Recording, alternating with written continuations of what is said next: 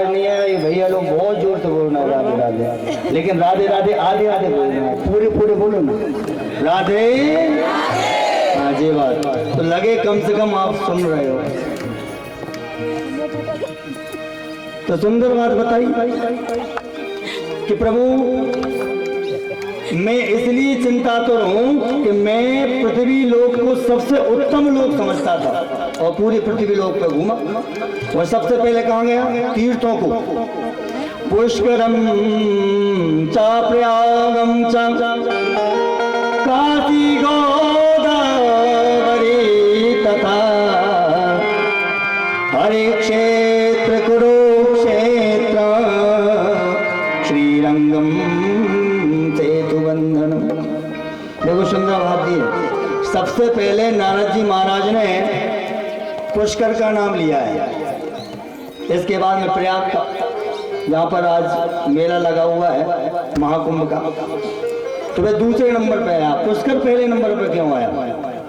इसमें भी एक कारण है कि जितने भी तीर्थ हैं सबके राजा कौन है? प्रयाग। और जितने भी तीर्थ हैं सबके पुरोहित कौन है? पुष्कर। तो सबसे पहले पुरोहित जी का नाम, इसके बाद में राजा जी का नाम। तो सबसे पहले पुष्करम चा प्रयागम चा काशी गोदावरी था। मैं सारे तीर्थों में घूमता फिरा महाराज, लेकिन कहीं भी मन को शांति देने वाली कोई बात समझ में नहीं है, क्योंकि सर्वत्र जहां कहां मैं जाता हूं तो सब में पन्नों का राज हो गया। और तो और महाराज पंडा जब तक कुछ चढ़वा ना ले तब तक बिहारी जी को झूले ना आराम दे। आप जाके देखना कभी गिरिराज जी महाराज पे जाकर देखना, जब तक चढ़ोतरी नहीं चलेगी तब तक 56 भोग ही ना मिले। तो सर्वत्र पंडों का अधिपत्य हो गया। तो मैंने सोच लिया तीर्थों में कोई मतलब नहीं निकलेगा, इसलिए तीर्थों को मैंने वहीं पर छोड़ा, मुझे शांति नहीं मिली। तो इसके बाद मैंने सोचा चलो महात्माओं के पास चलना चाहिए। महात्माओं के जब आश्रमों पे जाएंगे तो जीवों को शांति मिलती है। तो महाराज मैं गया सबसे पहले, देखो मौन महात्माओं के बड़े संप्रदाय हैं, त्यागी जी, मौनी बाबा, ब्रह्मचारी इत्यादि अनेक अनेक है ना। तो महाराज मैं त्यागी जी के आश्रम पे जब गया तो मैंने देखी बड़ी बड़ी गाड़ी है, फॉर्च्यूनर, बड़े बड़े बंगले बने, आश्रम में एसी लगी है। हमने पूछा महाराज कौन से महात्मा जी का आश्रम है? कहले त्यागी जी का। तो भैया जब एसी में रहना ही था, बड़ी बड़ी गाड़ियों में घूमना ही था, तो त्यागी जी नाम रखाना जरूरी था, बताइए। अब वो तो ऐसी बात हो गई, एक महात्मा ने सब घर बार छोड़ के महात्मा बन गए। महात्मा बन गए, यत्र तत्र भ्रमण करते फिर कहले हम तो त्यागी जी हो गए, त्यागी जी हो गए। कहले फिर क्या त्याग किया? कहले हमारे घर में हमारे 1.5 एकड़ जमीन थी, हमने कहले सब त्याग कर दी। अच्छा फिर क्या किया? कहले जंगल में जाकर 15 एकड़ पटा ली। तो बताओ त्याग किया क्या? 1.5 एकड़ त्याग करके और जंगल की सरकारी 15 एकड़ पटा कर बैठे, बड़ा आश्रम बना के। तो कहले हम बहुत बड़े त्यागी हैं। चलो त्यागी जी को त्यागी जी के चक्कर में छोड़ो। महाराज मौनी महाराज किधर गए तो वहां पर देखो हल्ला गुल्ला मच रहा है, लड़ाई झगड़े हो रहे हैं। कहले कौन से महात्मा का आश्रम है? कहने लगे मौनी बाबा का। अरे भैया इससे तो हमारा घर ठीक है, कम से कम 1 आध 2 दिन में कहा सुनी होती है दोनों की। यहाँ तो बाबों के मठ पे तो रोज की कहा सुनी हो रही। चलो ठीक ठाक है। आगे पहुंचे तो देखा कि बहुत सारे बच्चे खेल रहे हैं। हमने उनसे पूछा कि भैया किसके बच्चे हो? तो कहने लगे ब्रह्मचारी जी के।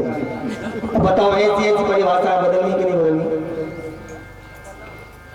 तो महाराज फिर आगे गए, एक और मत था फलाहारी महाराज जी। आपने सुना होगा, बहुत से संत लोग हैं जो केवल फलाहार करते हैं। फलाहारी महाराज जी के घर पे जाकर देखा आश्रम पे, तो क्या देखते हैं? बढ़िया सुंदर सुंदर मालपुआ रबड़ी की चल रही है। तो कह रहे कहाँ बन रही? कह सुगंध कहाँ से आ रही है? कह फलाहारी महाराज जी का भोजन बन रहा। ऐसी ऐसी विपरीतता हो गई महाराज, तो फिर भरोसा भी उड़ गया।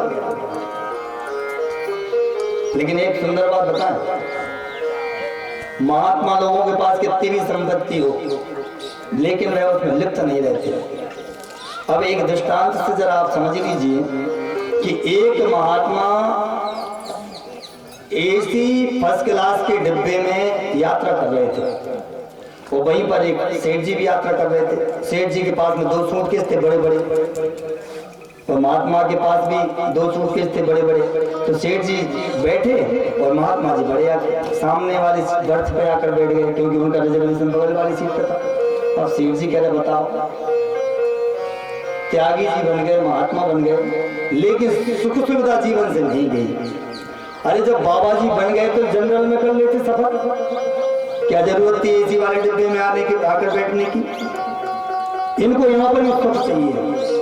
चलो ठीक है, एसी वाले में शरीर की सुख सुविधा के लिए बैठ गए, लेकिन जितना सामान हमारे पास 2 बैग उतने बाबा जी के पास में, तो इनने त्याग किया क्या? केवल कपड़ों का ही तो अंतर है, हमारे सूट बूट है और इनके भगवा वस्त्र है। महात्मा ने कुछ नहीं कहा, रेलगाड़ी चल पड़ी। महाराज रेलगाड़ी जब चल पड़ी तो बाबा जी में और सेठ जी में मित्रता हो गई। एक स्टेशन जाकर रेलगाड़ी रुकी। रेलगाड़ी रुकी तो बाबा जी कहने लगे कि सेठ जी उतरो, कुछ जलपान कर लिया जाए। तो सेठ जी और बाबा जी दोनों उतर गए। सेठ जी ने भी कुछ जलपान किया तो महाराज जी भी फलार करने लगे, और जैसे ही फलार करके निवृत्त हुए तो रेलगाड़ी ने सीटी मार दी।